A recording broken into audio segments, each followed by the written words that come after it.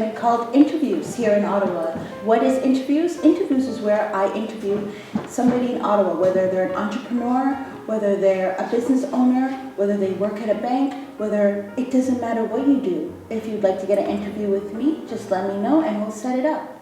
Today, we're celebrating Black History Month, and I'm going to be interviewing Rhoan Flowers here at Oh So Good in the Byroad Market in the nation's capital. Good morning. How are you? I'm good, Jewne. How are you? I'm terrific. Thank you so much for joining me today. For sure.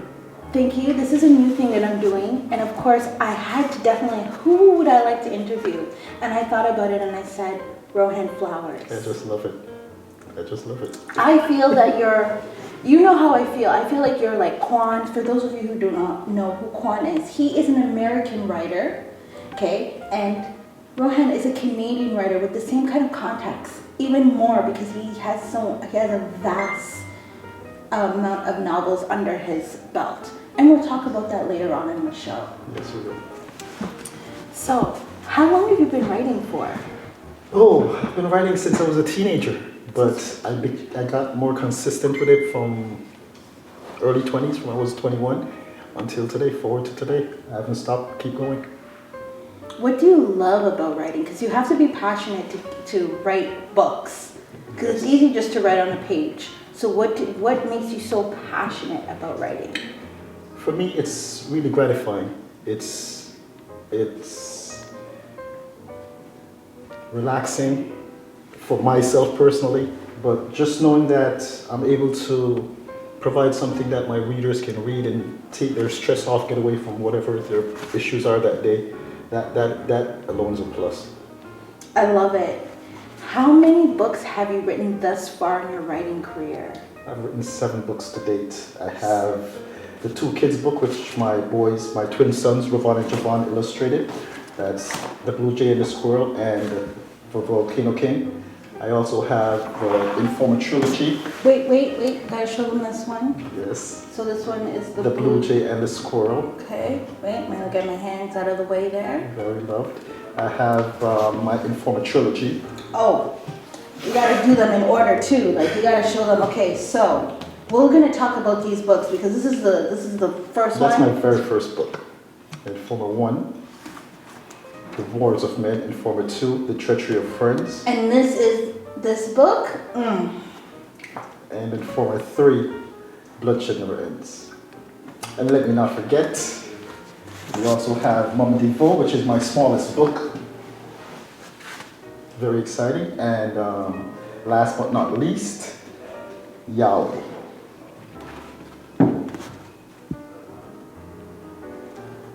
Get my hand out of the way there. Thank you. All right. And if you had to choose from your books, which book do you like the most out of the books that you've written? That would be Yahweh, without a doubt. And why Yahweh? Because it's when I wrote it, I actually wrote it for more like Christian folks. So it's a book that over time, those who've read it, I've had people who've transformed their life basically. I have a lot of people who grew up Christian and later on kind of went their own path, but reading the book brought them back, so just sent them back to church basically. I've had guys and females who've had problems in their relationships, read Yahweh and they're back together. So it's a very powerful book. Do you find it hard being a Black Canadian writer here in Ottawa? Yes, I do. But this is why I always emphasize and tell people, you have to love what you do what you love. Because it's not that I don't get the amount of support I do. My friends love my work, but I really do believe that for anyone who's trying to accomplish something, especially writing books, I think Ottawa is a city that they are caring, but could turn it up a notch. Turn it up a notch. I believe that. I don't see your name sprouts across in the Ottawa Citizen and you on CTV in the morning, and I believe that you should be on CTV in the morning, that you should be in the Ottawa Citizen. I appreciate you. Especially for this book Informer. It is such a good book. Can you tell people a little bit about Informer? Yes, well, Informer, the trilogy itself, it's really about things that really happen to people in general. You know, I have these guys that they're originated from the islands, but they moved here in Canada.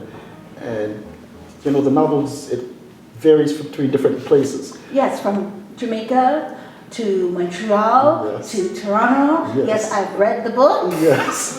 So the story itself is about, like I said, I don't only have black people in there. I try to compare the lives between us and, like, let's say, native Canadians, you know, and the things we go through, and just basically it's just a feel-good story that really originates with. When I wrote it, was really for my friends. As my first book, I was trying to give my friends something that they could read and appreciate it and be like, okay, yeah, you're onto something here, you know. But that's what it's like. I just say mission accomplished with that. Oh. My friends love it. It's amazing. And then you go on to part 2.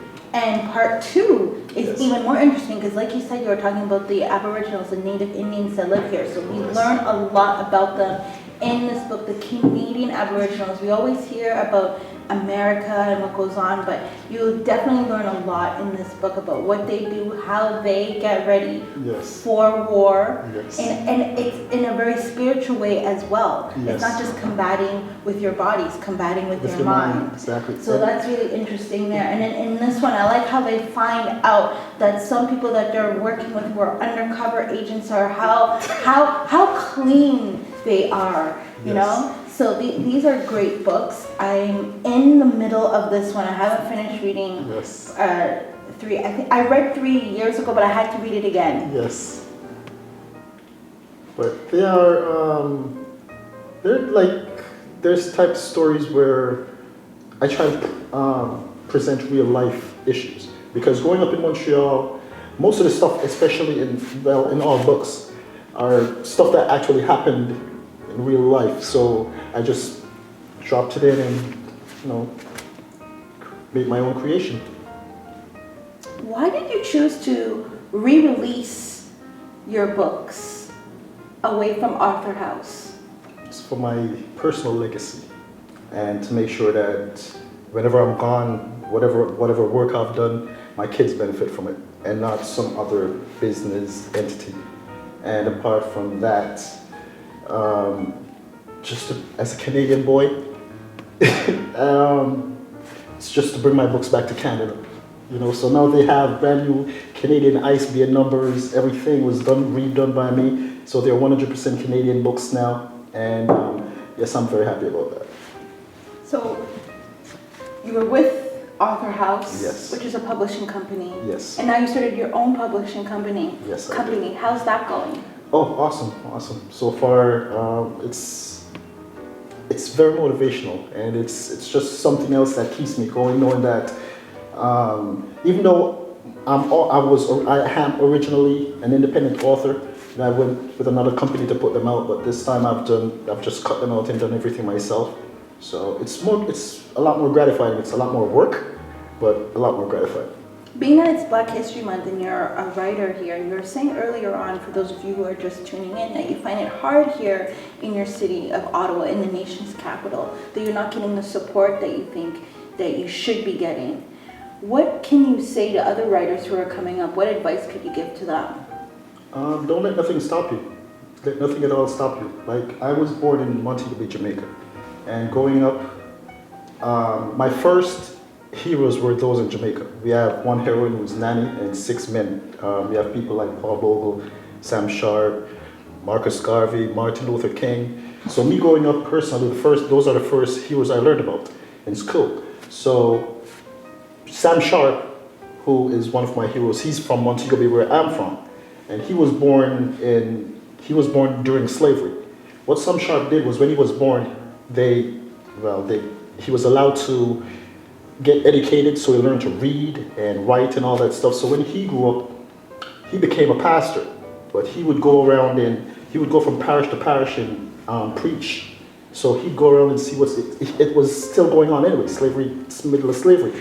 So he ended up leading a peaceful protest, started out peaceful, but the slaves ended up taking it to another level. They burned all the plantation. So it involved soldiers, so this big rebellion happened. So after they ended up killing about over 200 slaves and about 20 plus white people died. So after when they captured Mr. Sam Sharp, he was imprisoned. He went to court, went through the court process. They found him guilty, obviously, and he was sentenced to death. Now, back in these days, they used to have public killings where they hangings in the center of town. Yes. So when he was being killed, a 12-year-old boy was in the crowd watching, and this boy was Paul Bogle. Now, years later, Paul Bogle, he grew up and he ended up, I believe it was 33 or something like that, when he started his own rebellion to free the slaves. So for me, I feel like it's more like I've been passed the baton, like we're running a relay. So for me, it's just carrying on the work, and this is what I do with my books. I try to bring people to a point, especially my black folks, brown folks, I try to bring them to a point where they can, like I say, I try to get everybody, I tell people all the time, you need to study your history, because people look at slavery, and slavery is just 300-400 years, but that was just a part of history. We have history thousands of years way beyond that. And before that. Way before that. So this is why I tell people, don't let nothing stop you.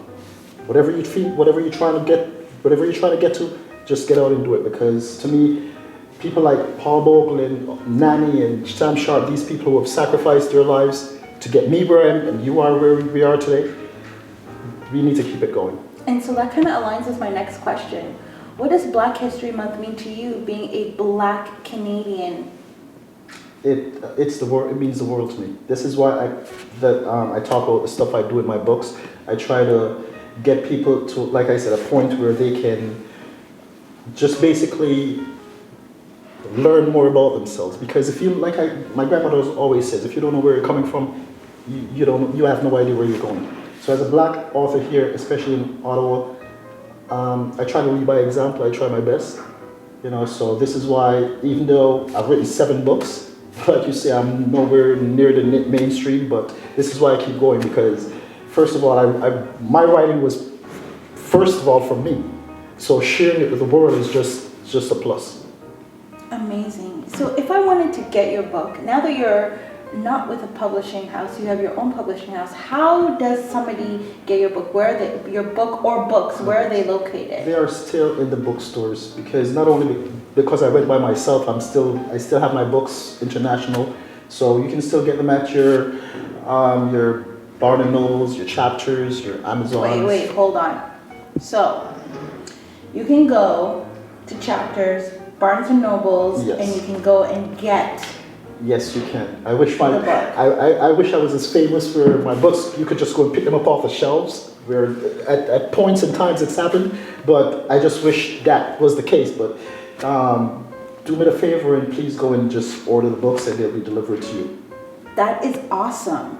And that's where the world is going. It's all about ordering, and then that nice feeling of not having to leave your house. Precisely. And it gets delivered right to your house. There you go. So I'm going to peek, because you're a writer and you always have something working on. What's your next project that you have coming up? Oh, this would be my first. I have different genres of book. I don't keep it, I don't keep it on one track. So this is my first Western, or my first cowboy. I grew up with my grandfathers. They were big Western lovers growing up, so I watched Western movies with them all the time.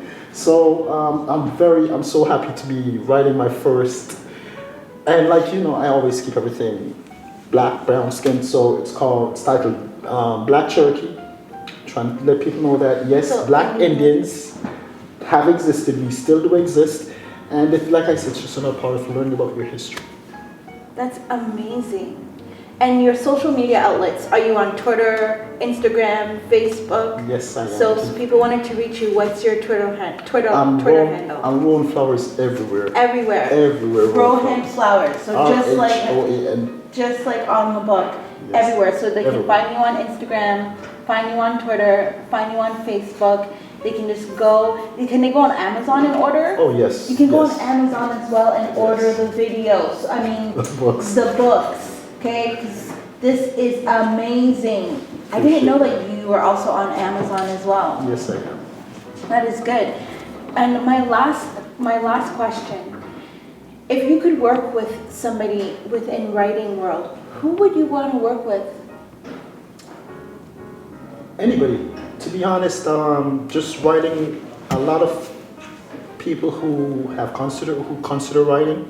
I've had a few people who have approached me or phoned me or whatever, and listen, I always have advice, because after 12 years, 11, 12 years of doing this, when I started it, I really and truly was just wet behind the ears. It was just learn on the fly, just write the books and send them out.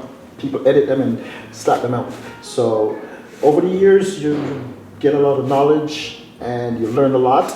And people call me all the time and ask me what route do I need to go, things I need to do. So I try to give them the best advice I possibly can. Well, now you're your own publishing house. Yes, because I know there's a lot of these publishing companies. I know it's a business, and you need to make your money, but they fleece writers at times. You know, it's murder out there. So this is why I try to give the best advice I can and try to help people, especially those who are coming up with their first books. So whatever advice I can, I always try to. I let people know you can hit me up anytime at Rhoan@rogers.com. I try to help people as much as I can. I love the fact that you brought your sons. They're twins. Yes, Rhoan and Javon. You have them writing. Yes, they did all the illustrations for both books, and love them to death. Great work for them, especially The Blue Jay and the Squirrel. This book is very beloved. I don't know what to say about this book. Kids love this book. So I'm proud of my boys for not only working with this old boy, but mature, like fine wine, never old, mature. There we go. That never crack. It is so true. It is.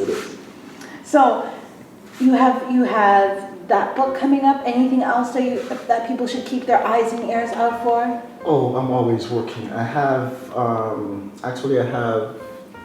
have 2 TV series that I'm trying to market right now, and like I said, the books just never keep coming. I have 3 books that I wrote before I even came out with Informer 1 that I'm telling myself one of these days we're going to go back and revise them and just put them out, because books aren't made to be just sitting on shelves or sitting on your laptop or wherever. This is why I try to encourage people, whatever your passion, go out and do it. Don't let nobody alter you or stop you from getting where you're trying to go. Well, you've heard it here from Rhoan Flowers. This is Black History Month here at Oh So Good Desserts in Ottawa. Don't let anybody stop you from doing your dream or doing what you would like to do. Make sure you fulfill your goals. And don't forget to check out Rhoan Flowers books. You can order them and they get delivered right to your house. Thank you so much for coming in to Oh So Good with me today. I appreciate you. I appreciate you. Thank you so much for joining me at Oh So Good Desserts right here in Ottawa. Right here in Ottawa.